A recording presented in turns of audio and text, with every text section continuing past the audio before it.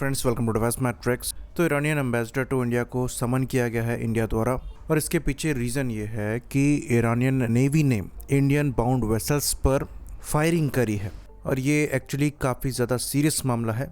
2 Indian flagged vessel थे, एक सनमर Herald और दूसरा जग अर्नव। तो सनमर हेराल्ड जो है ये वेरी लार्ज क्रूड कैरियर है, जिसे VLCC कहा जाता है, और कहा जाता है कि इसमें करीबन 2 million barrel Iraqi crude oil थे जो कि इंडिया आना था। और सबसे बड़ी बात यहाँ पर ये रही कि इन दोनों वेसल्स को पहले ईरानियन नेवी ने परमिशन दी है पास होने की, उसके बाद इनको हिट किया है। तो ये एक अनएथिकल मूव था। अगर नहीं परमिशन दी जाती तो पहले मना किया जा सकता था, लेकिन परमिशन देकर हिट करने का मतलब है कि यहाँ पर वेसल्स को नुकसान पहुँचाने की कोशिश करी गई है। ऑल्दो LMG फायर था तो बहुत बड़ा नुकसान नहीं हुआ है।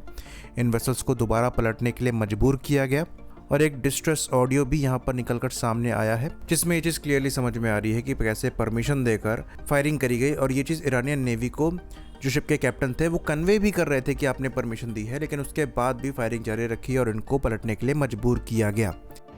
Sepa Navy, this is Motoranga Sanmar Herald. You gave me clearance to go. My name second on your list.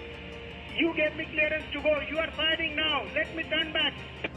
तो यहाँ पर ईरानियन एम्बेसडर टू इंडिया को समन किया गया।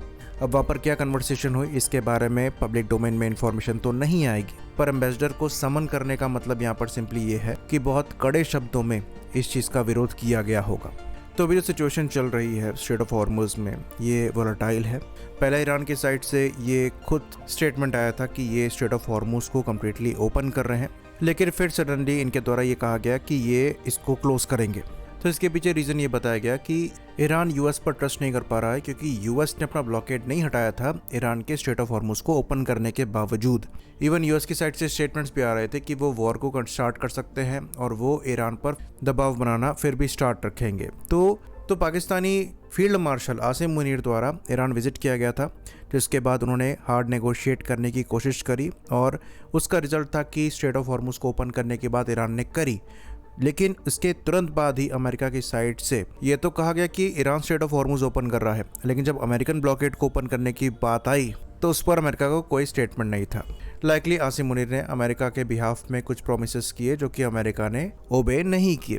कहा जा रहा है कि लेबनान में सीज फायर को रखा जाएगा, पर इजराइल इस पर कब तक अग्री करता है ये देखने वाली बात है। तो सच बात ये है, हमें ऐसा लगता है कि ना इजराइल ईरान पर अटैक रोकना चाहता है, ना ही US द्वारा ये रोकने की कोशिश करी जा रही है, क्योंकि पिछली बार भी सीज फायर इसलिए फेल हुआ था क्योंकि स्ट्रेट ऑफ हॉर्मुज़ को ओपन करना ही एक कंडीशन नहीं थी, बल्कि ये इंश्योर करना था कि ईरान यूरेनियम को एनरिच ना कर पाए, और जो एनरिच यूरेनियम है भी उसको ईरान से बाहर निकाला जाए। तो ये कंडीशंस ईरान के लिए मानना डिफीट एक्सेप्ट करने के बराबर है, और इसलिए यहाँ पर जो भी बातचीत करके स्ट्रेट ऑफ हॉर्मुज़ को ओपन करवाने की कोशिश करी जा रही है, ये गुमराह करने से ज़्यादा कुछ नहीं है, और ये चीज़ ईरान को अब समझ में आ गई होगी। इसलिए यहाँ पर दोबारा से स्ट्रेट ऑफ हॉर्मुज़ को क्लोज किया गया है। लेकिन इन्होंने एक बड़ी गलती भी यहाँ पर कर दी है।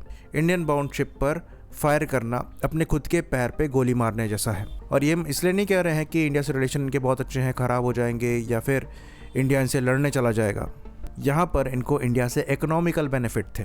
तो इंडिया ने ईरान के तेल को खरीदना स्टार्ट किया था, जिसकी पेमेंट जो है फिलहाल युआन में करी जा रही है, और ये फिलहाल हैवी डैमेज फेस करते हुए ईरान के लिए बहुत ज़्यादा क्रूशल है, क्योंकि ईरान को अपने आप को रीबिल्ड करना है। तो जिस हाथ से खाना आपको खिलाया जा रहा है, अगर आप उसी हाथ पे गोली मारेंगे तो नुकसान आपका ही होगा, और यही चीज़ ईरान को समझ में आ रही है। तो इंडिया यहाँ पर कोई ऐसी कंट्री नहीं है जो बीच में आपको सीज फायर करवाएगा या पीस इस्टेब्लिश करवाएगा, लेकिन इंडिया की इकॉनमी बहुत बड़ी है जो कि आपके लिए बेनिफिशियल हो सकती है, क्योंकि इंडिया हिस्टोरिकली आपका बड़ा बायर रहा है। तो ईरानियन लीडरशिप को भी इस गलती का एहसास डेफिनेटली हुआ है। जो ईरानियन एम्बेसडर हैं उनकी बॉडी लैंग्वेज से ये चीज़ समझ में आ रही थी। तो लाइकली यहाँ पर कोर्स करेक्शन भी देखा जा सकता है, क्योंकि पास्ट में इंडियन वेसल्स को स्ट्रेट ऑफ हॉर्मुज़ से पास करने में परेशानी नहीं हुई थी। तो यही ट्रेंड हम दोबारा रिस्टोर होते हुए देख सकते हैं। आई होप इन्फॉर्मेशन यहाँ पर क्लियर रही हो। इसी बात पर इस वीडियो को हम ख़त्म करेंगे। लाइक करिए, सब्सक्राइब करिए। जय हिंद।